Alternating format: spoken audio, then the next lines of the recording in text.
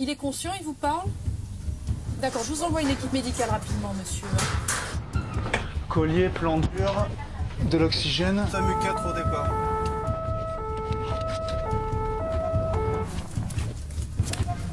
Qu'est-ce qui se passe? Il est tombé de vélo, il a cogné la tête sur le trottoir. Là. D'accord. François, serre-moi la main là, François. D'accord, il serre pas. C'est un exercice grandeur nature. Un enfant de 5 ans souffre d'un grave traumatisme crânien. Son père a appelé les secours, l'équipe du SAMU découvre le scénario et c'est une véritable prise en charge qui débute avec un mannequin haute fidélité commandé à distance par des médecins formateurs. Là ça va très mal. Là ils vont poser une voie veineuse et donc ils vont avoir un retour de faux sang et ça va leur permettre de passer les drogues comme en vrai sur une vraie intervention après. Donc les vrais médicaments.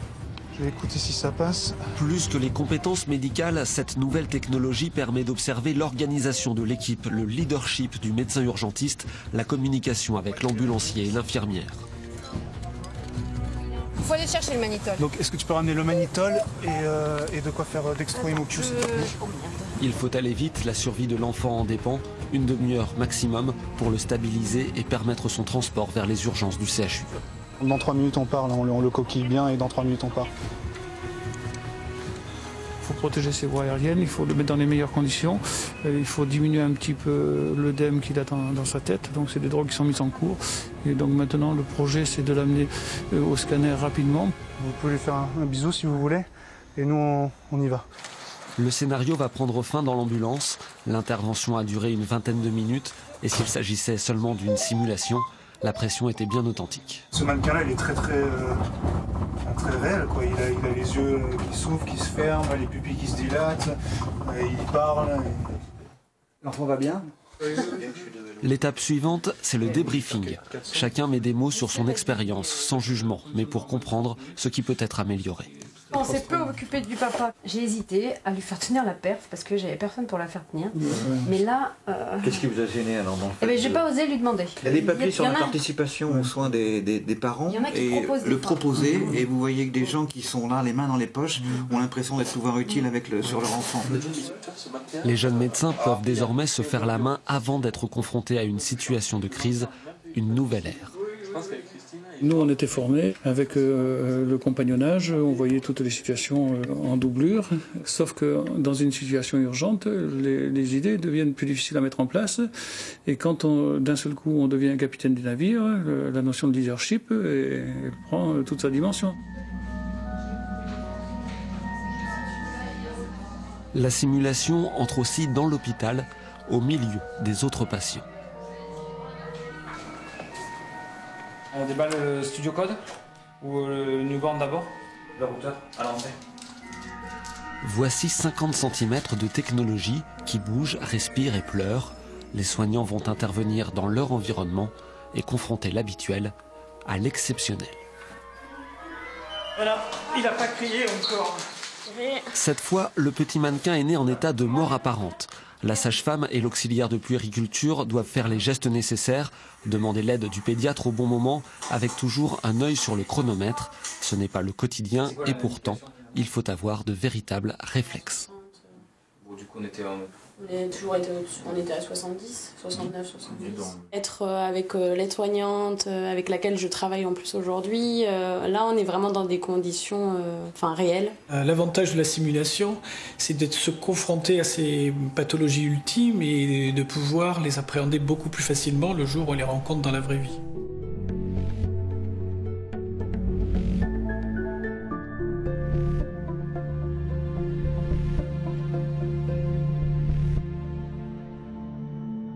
Le principe est désormais reconnu. Un centre de simulation s'est installé dans la faculté de médecine. Au départ, c'est l'initiative d'anesthésistes confrontés à des accidents rares et graves. Depuis 4 ans, 1000 professionnels sont passés par là, infirmiers, urgentistes, réanimateurs ou chirurgiens. Il n'y a pas un domaine en particulier qui a des réticences. Ça peut arriver quand on fait une séance sur des personnels très expérimentés, d'avoir des difficultés dans la discussion. Mais non, les réticences, elles sont tombées depuis longtemps. Au niveau douleur, comment ça va? La douleur J'ai pas mis ma casaque. Aujourd'hui, ce sont des étudiantes sages-femmes qui expérimentent leurs premiers accouchements difficiles. Ici, une naissance par le siège qui n'était pas prévue. Vous en avez fait beaucoup? Oui, c'est pas son premier, vous inquiétez pas. L'accouchement a lieu dans une salle factice. Juste à côté, d'autres étudiants regardent l'exercice. Les professeurs sont aux manettes et au micro dans une salle de contrôle. Parce qu'aujourd'hui, il n'a pas tellement bougé. Allez, poussez encore un tout petit peu pour faire sortir bien la jambe. Et voilà, félicitations. Bravo, très bien. Regardez votre petite. Allez, elle est là, elle va bien. Aujourd'hui, en 2016, vous feriez 100 ? Ah non, non, c'est plus possible là. On sait que le côté gestion d'une crise, c'est aussi important que de savoir faire les gestes. Hein. Il faut savoir coordonner, il faut savoir voilà, gérer tout ça. Donc ça, oui, c'est incontournable maintenant. C'est le premier, vous avez Oui, j'en ai déjà vu un, mais j'avais jamais fait. D'accord. La simulation a aussi un avantage pédagogique. On retient beaucoup plus de choses en conditions réelles que dans un cours magistral. L'exercice semble déjà naturel.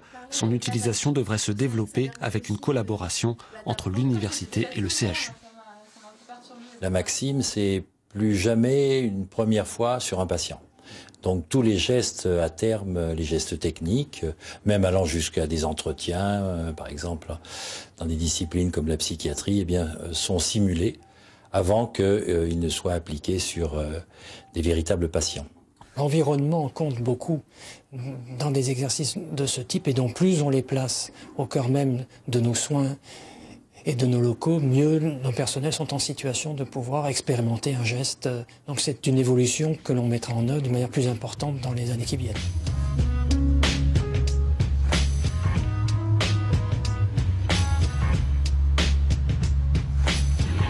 Retour à l'hôpital, dans une salle de réunion du SAMU.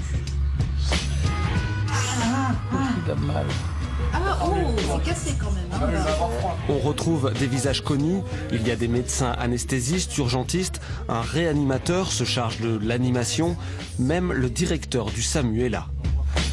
Ils sont réunis par un laboratoire spécialisé dans les médicaments d'urgence qui a initié cette formation d'un genre nouveau.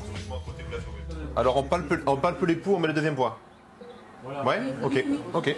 L'ambiance est conviviale autour d'un jeu sérieux, un serious game. Donc concrètement, on a un malade instable qui saigne partout. Voilà, c'est ça. Dans les mains. Il faut prendre collectivement les bonnes décisions pour sauver ce motard mal en point. L'échange, il est entre les services, mais il est aussi entre les générations. Moi, j'ai pas la légitimité pour faire la leçon à des gens qui ont une expérience bien supérieure à la mienne.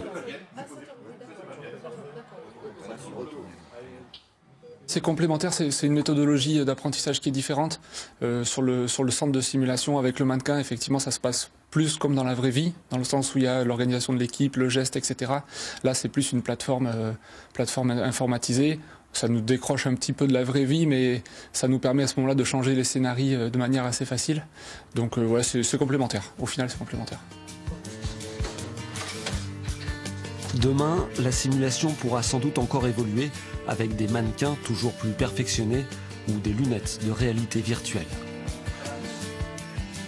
Les marges de progression sont aussi dans l'utilisation de ces techniques, former toujours plus de médecins et tout au long de leur carrière.